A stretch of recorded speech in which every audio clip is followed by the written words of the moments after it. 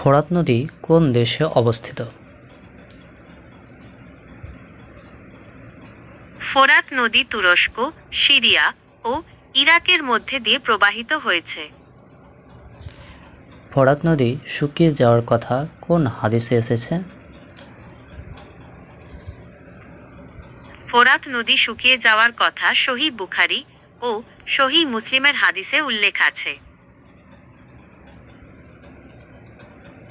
নদী শুকিয়ে গেলে কি বের হবে বলে হাদিসে বলা হয়েছে? নদী শুকিয়ে গেলে সেখান থেকে সোনার পাহাড় বের হবে বলে হাদিসে বলা হয়েছে। এই কথাটি কোন হাদিসে আছে?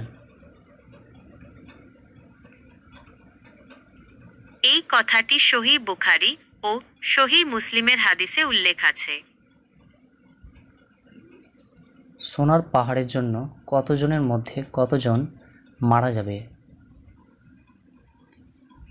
সোনার পাহাড়ের জন্য যুদ্ধ হলে প্রতি 100 জনে 99 জন মারা যাবে।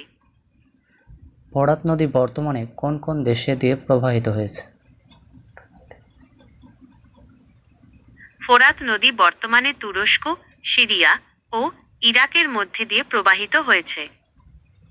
হাদিসে ফোরাত নদীর ঘটনাটি কোন আলামতের সাথে সম্পর্কিত? হাদিসে ফোরাত নদীর ঘটনাটি কিয়ামতের আলামতের সাথে সম্পর্কিত।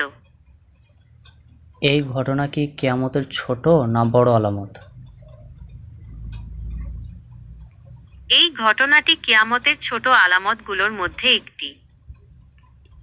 আচ্ছা, ফোরাত নদীর শুকিয়ে যাওয়া কি ইতিমধ্যে শুরু হয়ে গেছে?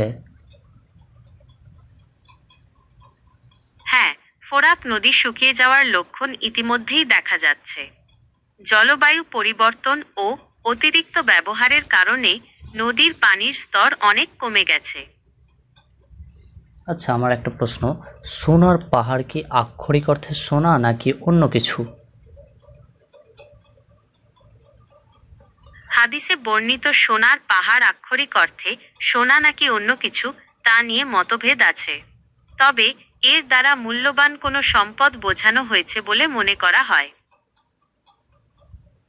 হ্যাঁ, আমারও এমনটাই মনে হয়। আপনার যদি ফোরাত নদী সম্পর্কে আরও কিছু জানার থাকে তাহলে জিজ্ঞাসা করতে পারেন।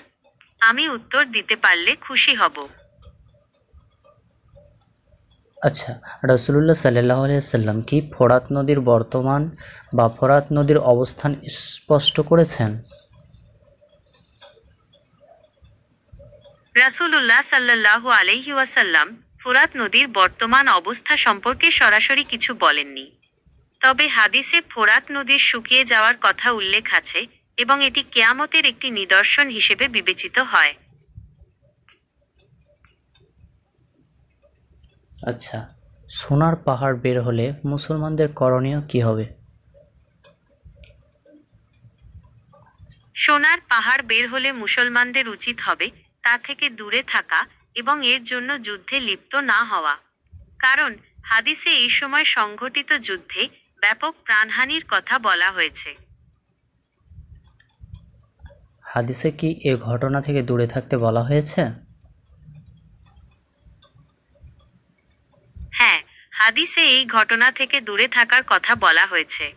কারণ এটি একটি ফিতনা এবং এর ফলে অনেক রক্তপাত হওয়ার সম্ভাবনা রয়েছে। ফোরাত নদী কোন সাগরে গিয়ে মিশেছে? ফোরাত নদী পারস্য উপসাগরে পতিত হয়েছে। ফোরাত নদীর দৈর্ঘ্য কত কিলোমিটার? ফোরাত নদী 2700 কিলোমিটার দীর্ঘ। কিয়ামতের আর কোন বড় আলামতের সাথে এই ঘটনা মিলতে পারে? ফোরাত নদীর শুকিয়ে যাওয়ার ঘটনাটি কেয়ামতের ছোট আলামতগুলোর মধ্যে গণ্য। তবে এই ঘটনার সাথে কেয়ামতের অন্যান্য বড় আলামতের কোনো সরাসরি যোগসূত্র নেই।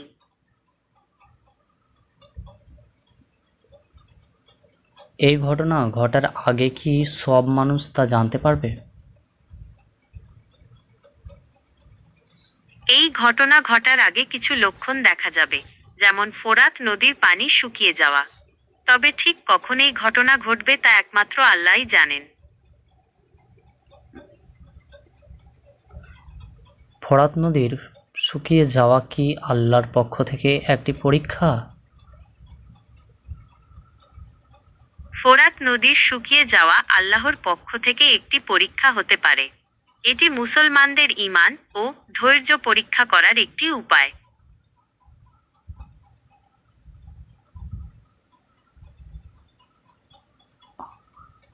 আচ্ছা, এই ফোরাত নদী শুকিয়ে যাওয়ার পরে যে স্বর্ণের পাহাড় দেখা দিবে, সেই পাহাড়কে কেন্দ্র করে কি বিভিন্ন দেশ সেই স্বর্ণের পাহাড়ের উদ্দেশ্যে যুদ্ধে জড়িয়ে পড়বে?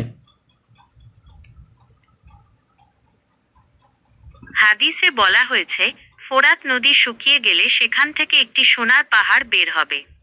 এই পাহাড় দখলের জন্য মানুষ যুদ্ধে লিপ্ত হবে এবং প্রতি 100 জনে 99 জন মারা যাবে। তাই বিভিন্ন দেশের এই পাহাড়কে কেন্দ্র করে যুদ্ধে জড়িয়ে পড়ার সম্ভাবনা রয়েছে। তোমাকে ধন্যবাদ, তুমি সুন্দরভাবে প্রত্যেকটা প্রশ্নের উত্তর দিলে আমার।